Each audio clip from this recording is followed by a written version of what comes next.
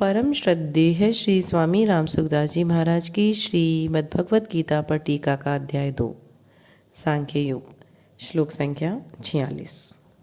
तीनों गुणों रहित निर्द्वंद्व आदि हो जाने से क्या होगा, इसे आगे के श्लोक में बताते हैं।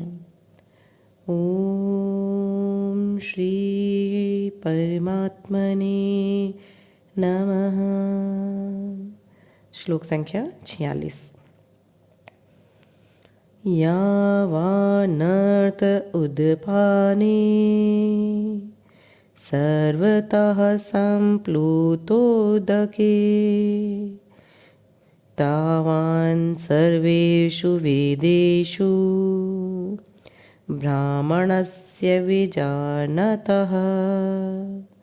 सब तरफ से परिपूर्ण महान जलाशय के प्राप्त होने पर छोटे गड्ढों में भरे जल में मनुष्य का जितना प्रयोजन रहता है, अर्थात कुछ भी प्रयोजन नहीं रहता, वेदों और शास्त्रों को तत्व से जानने वाले ब्रह्म ज्ञानी का संपूर्ण वेदों में उतना ही प्रयोजन रहता है, अर्थात कुछ भी प्रयोजन नहीं रहता।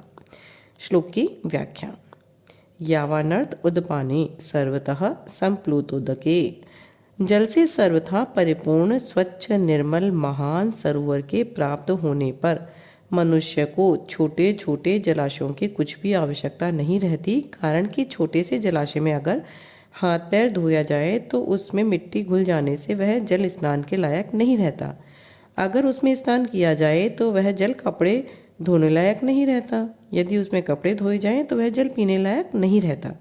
परंतु महान सरोवर के मिलने पर उसमें सब कुछ करने पर भी उसमें कुछ फर्क नहीं पड़ता, अर्थात उसकी स्वच्छता, निर्मलता, पवित्रता वैसी की वैसी ही बनी रहती है। तावान सर्वेषु वेदेषु ब्राह्मणस्य विजानतः, अर्थात ऐसे ही जो महापुरुष परमात्मा तत्व को प्राप्त हो गए हैं, उनके लिए वेदों में कहे हुए यज्ञ, दान, तप, तीर्थ, व्रत आदि जितने भी पुण्यकारी कार्य हैं, उन सब से उनका कोई मतलब नहीं रहता, अर्थात वे पुण्यकारी कार्य उनके लिए छोटे छोटे जलाशयों की तरह हो जाते हैं। ऐसा ही दृष्टांत आगे 17वें श्लोक में दिया गया है। वह ज्ञानी महात्मा समुद्र की तरह गंभीर होता है, उसके सामने कितने ही भोग आ जाएं पर वे उसमें कुछ भी विकृति पैदा नहीं कर सकते। जो परमात्मा तत्व को जानने वाला है और वेदों तथा शास्त्रों के तत्व को भी जानने वाला है, उस महापुरुष को यहाँ ब्राह्मणस्य विजानतः पदों से कहा गया है। तावान कहने का तात्पर्य है कि परमात्मा तत्व की प्राप्ति होने पर वह तीनों गुणों से रहित हो जाता है, वह निर्द्वंद्व हो जाता है, अर्थात उसमें राग द्वेष आदि नहीं रहते, वह नित्य तत्व में स्थित हो जाता है, वह निर्योग क्षेम हो जाता है।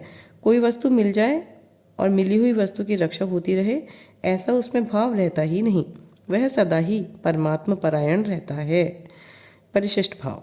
सांसारिक भोगों का अंत नहीं है, अनंत ब्रह्मांड है और उनमें अनंत तरह के भोग हैं, परंतु उनका त्याग कर दे, उनके असंग हो जाए तो उनका अंत हो जाता है। ऐसे ही कामनाएं भी अनंत होती हैं, परंतु उनका त्याग कर दे, निष्काम हो जाए तो उनका भी अंत आ जाता है। श्लोक संख्या 46 अध्याय 2 यहाँ संपूर्ण होती है। इति श्री।